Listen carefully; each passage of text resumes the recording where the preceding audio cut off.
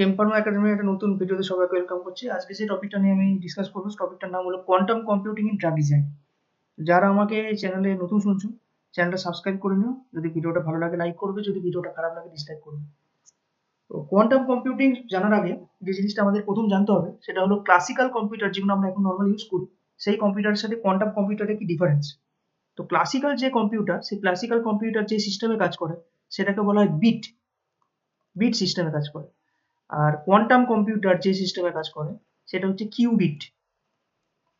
Cubit সিস্টেমে কাজ করে। বিট কথাটার মানে হলো ক্লাসিক্যাল কম্পিউটার 0 আর 1 এই দুটো ডিজিটের মধ্যে নয় 0 কে ভাববে না হলে 1 কে ভাববে এট এ টাইম একটা। কিউবিট কিন্তু এই 0 আর 1 কে একসাথে ভাবতে পারে। এইটা হলো ক্লাসিক্যালের সাথে কোয়ান্টামের ডিফারেন্স। তার মানেটা হলো অনেকটা এরকম, যদি একটা লাইটের সুইচ হিসেবে ভাবো, লাইটের সুইচ যদি আমি বন্ধ করি, অফ করলে সেটা যদি 0 হিসাবে ধরি, আমি অন করলে সেটাকে যদি 1 হিসাবে ধরি, যদি সেখানে ক্লাসিক্যাল কম্পিউটার হয় সে কি করবে, নয় সেটাকে অফ হিসাবে রাখবে না সেটাকে অন হিসাবে রাখবে, না মানে 0 নাহলে 1। কোয়ান্টাম এটাকে সাইমালটেনিয়াসলি একসাথে অফ অন করতে পারে। এইবার হলো ড্রাগ ডিজাইনের সাথে এই এই জিনিসটার কি অ্যাপ্লিকেশন। ড্রাগ ডিজাইন যদি আমি হিসাবে ভাবি, একটা সিম্পল এক্সাম্পলে ধরো 3টে দরজা আছে, এই 3টে দরজার পিছনে যে কোনো একটা দরজাতে ওষুধ রাখা আছে একটা।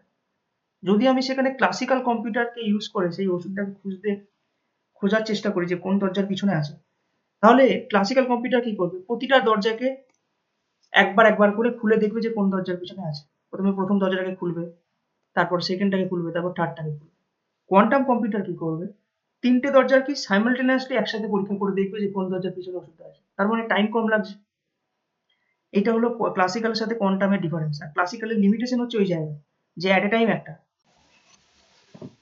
নেক্সট পয়েন্টে আমরা যেটা দেখবো, একটা রিয়েল লাইফ এক্সাম্পল যেখানে কোয়ান্টাম কম্পিউটার আর ক্লাসিক্যাল কম্পিউটারকে একসাথে ইউজ করে যে ড্রাগ ডিজাইনটা করা হয়েছে।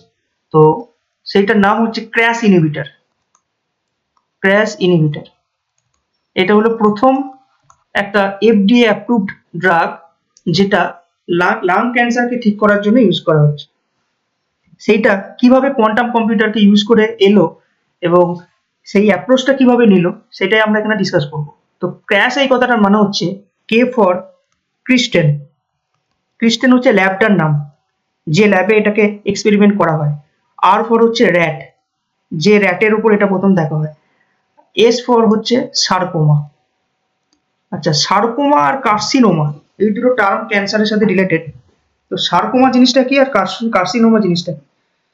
সার্কোমা হচ্ছে আমাদের বডির কানেকটিভ টিস্যু মানে হচ্ছে ব্লাড, নার্ভ, বোন, মাসেল, এই সমস্ত জায়গায় যদি ক্যান্সার হয় তখন সেটাকে বলা হবে সার্কোমা। আর কার্সিনোমা হচ্ছে এপিথেলিয়াল সেলের সাথে কানেক্টেড, তার মানে স্কিন, বিভিন্ন ধরনের সেল, টিস্যু, এইগুলোকে বলা হয় কার্সিনোমা। এইখানে এই দুটোর মধ্যে বেসিক ডিফারেন্স এই জায়গায়।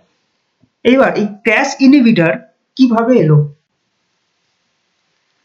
ক্র্যাশ হচ্ছে একটা জিন, যে জিনটা আমাদের বিভিন্ন ধরনের যে সেলগুলো থাকে, যেমন lung cell, colon cell, pancreatic cell, এই সমস্ত সেলগুলোতে এই জিনটা অ্যাজ এ সিগন্যাল হিসাবে কাজ করে, সিগন্যাল প্রোটিন হিসাবে কাজ করে।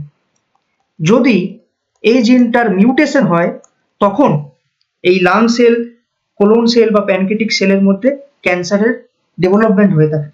তার মানে এই ক্র্যাশের কাজ হলো cell growth, cell division, cell survival, এইগুলোকে কন্ট্রোল করা। ক্র্যাশ যদি মিউটেড হয় তখন লাং ক্যান্সার হতে পারে, কোলন ক্যান্সার হতে পারে, প্যানক্রিয়েটিক ক্যান্সার হতে পারে। এখানে একটা ডাউট আসতে পারে, সেটা হলো এই যে ক্র্যাশ এই নামটা এর সাথে সার্কোমা জড়িত আছে। সার্কোমা মানে আমি একটু আগে বললাম যে কানেকটিভ টিস্যুর সাথে রিলেটেড ক্যান্সার, আর কার্সিনোমা হচ্ছে এপিথেলিয়াল সেলের সাথে। কিন্তু এই লাং ক্যান্সার এটা হচ্ছে এপিথেলিয়াল সেলের সাথে কানেক্টেড, তাহলে এটাকে সার্কোমা কেন বলা হচ্ছে?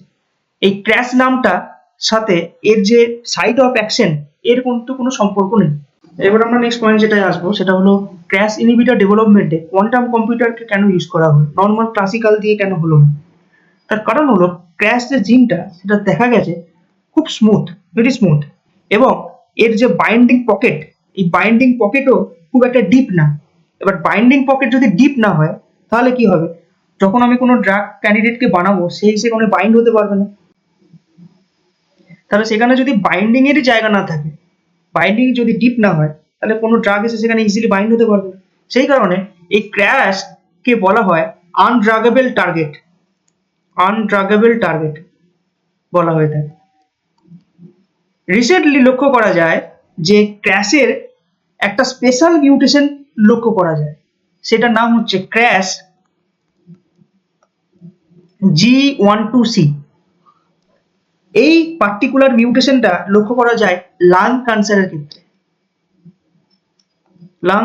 ক্ষেত্রে, এবং সেইখানে একটা স্মল পকেট ক্রিয়েট হয় এই মিউটেশনে, যেটা নর্মাল আগে ছিল না। আমি বলছিলাম যে ভেরি স্মুথ, এবং সেখানে বাইন্ডিং পকেটও কিন্তু ডিপ না, সেই জন্য এটাকে আনড্রাগেবল টার্গেট বলা হতো। পার্টিকুলার এই মিউটেশনে ক্র্যাশ G12C লাং ক্যান্সারের ক্ষেত্রে সেখানে একটা স্মল পকেট ক্রিয়েট হয়। সেই স্মল পকেট ক্রিয়েট হওয়ার জন্য নর্মাল ক্লাসিক্যাল কম্পিউটার দিয়ে যেহেতু খুব স্মল, সেটা ঠিকঠাক বাইন্ডিং হচ্ছিল না। যখন আমি কোনো একটা ড্রাগকে বানানো বা ডিজাইন করার চেষ্টা করছি, সেখানে অনেক টাইম লেগে যাচ্ছে classical computer. Quantum computer use করার পর একটা প্রথম ড্রাগ আমাদের জেনারেট হয়, সেইটাকেই বলা হচ্ছে ক্র্যাশ ইনহিবিটর, যেটা হচ্ছে প্রথম FDA অ্যাপ্রুভড একটা ড্রাগ। সেটার নাম হচ্ছে সোটোরাসিব। সোটোরাসিব হচ্ছে একটা পিরিমিডিন পাইপারাজিন ডেরিভেটিভ। এটা হচ্ছে সোটোরাসিবের স্ট্রাকচার। সোটোরাসিব এটা হচ্ছে first FDA approved crash inhibitor, যেটা লাং ক্যান্সারের জন্য ইউজ করা হয়ে থাকে। এই সোটোরাসিবের মধ্যে বিভিন্ন হেটেরোসাইক্লিক রিং থাকে, যেমন পাইপারাজিন, পিরিডিন, এই সমস্ত রিং দিয়ে এটা তৈরি। এ কি করে খুব ইজিলি ক্র্যাশ G12C, যেটা বললাম, যেটার মিউটেশনের জন্য একটা বাইন্ডিং পকেট ক্রিয়েট হয়, সেই G12C তে গিয়ে ইজিলি বাইন্ড হয়, এফেক্টিভলি বাইন্ড হয়ে ক্যান্সার সেলটাকে স্টপ করে। এই হলো কোয়ান্টাম কম্পিউটারের একটা প্রথম অ্যাপ্লিকেশন। এছাড়াও বিভিন্ন ড্রাগের এক্সাম্পল আছে। আজকের ভিডিওটা এইটুকুই। যদি ভিডিওটা ভালো লাগে লাইক করবে, যদি ভিডিওটা খারাপ লাগে ডিসলাইক করবে।